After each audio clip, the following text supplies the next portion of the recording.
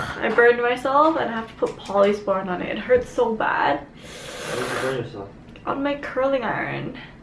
I was trying to do it quick things and then it was like, so I'm like, ah. Hey everyone, Sylvia here, and today I bring to you my February favorites. So this time around I have a lot of makeup products. I kind of found myself trying out a lot of new makeup things because a lot of brands were coming out with new spring things and new collections, so there was just so much to try. Since I have mostly makeup, let's just start off with makeup. So the first thing I have is this Covergirl Oh Sugar lip product, and basically it's like a tinted lip balm, and I loved it so much that they actually sent me the entire line. There's like 1 to 10 and I have all of them and I love them all. I use them all. But I just want to show you guys one of my most favorite ones right now is number 4. It's called Taffy. I find that it's just a really nice neutral My Lips But Better color. You guys know that I have such a big thing for tinted lip balms because I believe in products that not only make you look good but feel good as well, and this is one of those items. So the formula itself I love. It makes my lips so smooth and it's really helping with my chapped lips situation in the winter. So that's been helpful, and it also gives that nice sheer tint color. And while we're on the topic of lips, I have this Lise Watier lip liner. It's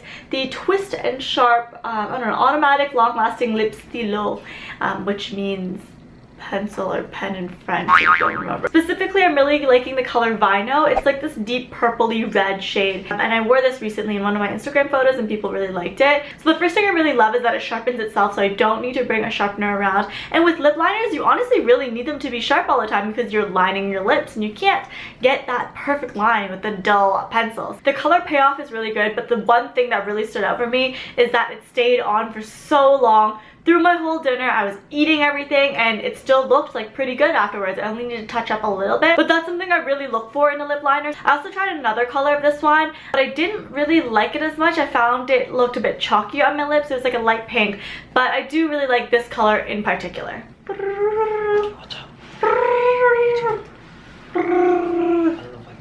Next I have the Covergirl TruBlend foundation in L5. That is the shade for me. And I don't typically wear foundation, you guys know that. However, my skin in February was breaking out from all the stress I had in January, and it was just a really bad situation for me. So bad that not my normal light makeup could fix, so I needed something a little bit heavier. While I would not say that this one is technically a heavy coverage, it is easy to layer and blend in, which is what I really like about it. It's really lightweight, so it really doesn't feel like I'm wearing anything on my face at all, and a lot of times I'll even wear it without powder because I like the finish that it gives. It just dries like a nice like silky matte kind of look to it, and I don't really wear powder on top of it. Okay, working our way up the face, now I'm at the cheek region. I'm really liking the Maybelline Master Contour face contouring kit. This is what I'm using right now actually, and I have been using this pretty much on an everyday basis. It's a very good palette for just everyday contour and blush and highlight, or if you're a beginner with it, very good for you to introduce yourself into the contour and highlighting world. So the contour itself is a pretty nice contour color. It's not like a grayish contour that you usually use for like a heavy contour. It's more like a natural skin tone kind of contour, if you can see here. And then the blush is very similar to my favorite blush of all time, which is Pink Swoon by MAC. And then the highlight itself is really nice. It's a little bit more powdery for my taste, but it's good for like just an everyday simple highlight if you don't want anything too stroby. And then I'll put it down my nose usually like this. Ooh. Okay, so now we're at the eyes and I have another palette to show you guys. I have been loving the Covergirl TruNaked Nudes palette. This is actually all I've been using ever since Covergirl gave it to me a few months ago, and I have stopped using my Urban Decay Naked palettes completely, and I really see like the texture difference between it. Although I still like my Urban Decay palette, I feel like the eyeshadows are actually very chalky and there's a lot of fallout that comes out with it, whereas these ones are so smooth it almost feels like a cream eyeshadow, but it's not. It just feels so velvety and so creamy, and the color payoff is actually really good as well. And I find that the texture of them actually makes it so much easier to blend my shadows. And I've never actually been the best at blending my makeup, but this has actually made me like the blend master. Now moving on to lashes, I've had a lot of people ask me recently what lashes I've been wearing, and I will reveal the secret to you all. My lashes have been these ones. They're by Kiehl, and it's the new blooming lash that they have. So the two I wear mostly is Daisy, which I wear for more natural looks, and then Peony, which is what I wear for more heavier dramatic looks.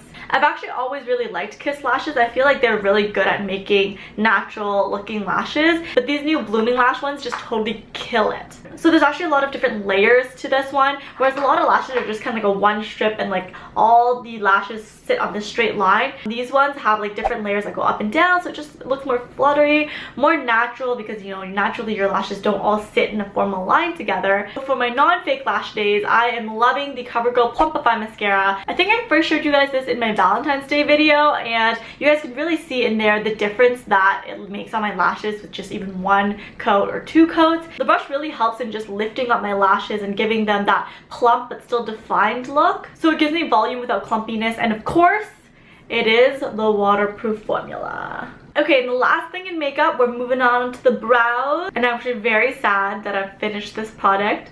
So rest in peace to my Urban Decay brow beater. And I know I've mentioned this in so many of my videos and how I make fun of the name, but it's actually a really great product, and probably up there to being one of my favorite brow products next to the Tarte Amazonian Clay. I feel like this just made such a big difference in my eyebrow game. It really helped me get those like really fine defined lines. It was just a savior, and it didn't even know it. Unfortunately, I finished it all, but I kept the packaging so that I could show you guys, and I definitely feel like my brow game has not been as strong without this thing, so I'm probably gonna have to go out and get another one, even though I have like so many other brow products to try, but this one seriously made such a difference in my life.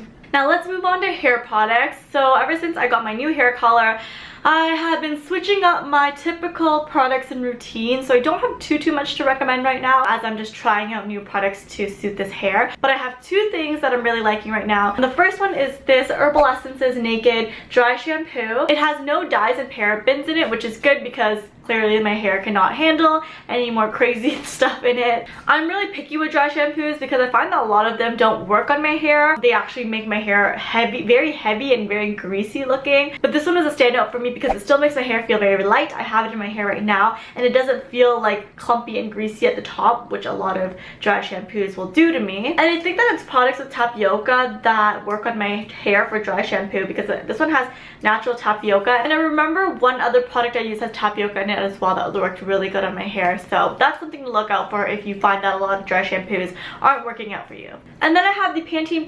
Airspray. I've talked about this before in my previous videos, but I feel like it deserves a place in my favorites because it is actually the very first aerosol alcohol-free hairspray, so you don't get that like sticky, crunchy feeling in your hair. When I spray this on, I can literally run my fingers through my hair but have it still keep up my curls and the texture of my hair, and not compromising that. But it also literally feels like there's no hairspray in my hair either. It feels so soft. I like using this on days that I know I have to keep my hair good all day long. Like say I have a meeting in the morning and an event at night, I will use this throughout the day because I find that it keeps my hair looking very natural throughout the day and not like crunchy or lifeless by the end of the night. Okay, we've reached the end, and the last thing I have to show you guys are some skincare products that I've been liking. So the first thing is this Kiehl's Midnight Recovery Concentrate. I know this is actually already super popular across the market, but I've only started using it a couple months ago, and I've really seen the difference now that it's winter, and my skin has been really weird lately. Like the other day, my skin turned like really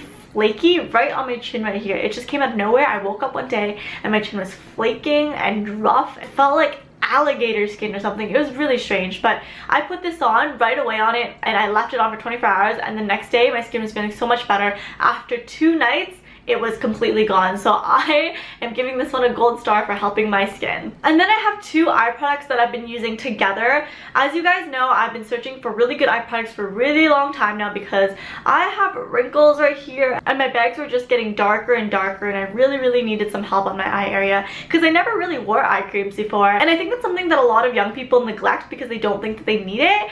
But I would honestly start using eye cream into your skincare routine like ASAP because it really helps prevent getting that like gross stuff, and I feel like aging really like starts to look bad on your eyes. You can really tell from your eyes because you look tired and like a zombie all the time. But I've been using these 2 religiously for like the past few months, and they've really helped my eye situation. I have 110% noticed my wrinkles getting less and less, and my fine lines are like not as fine and deep anymore.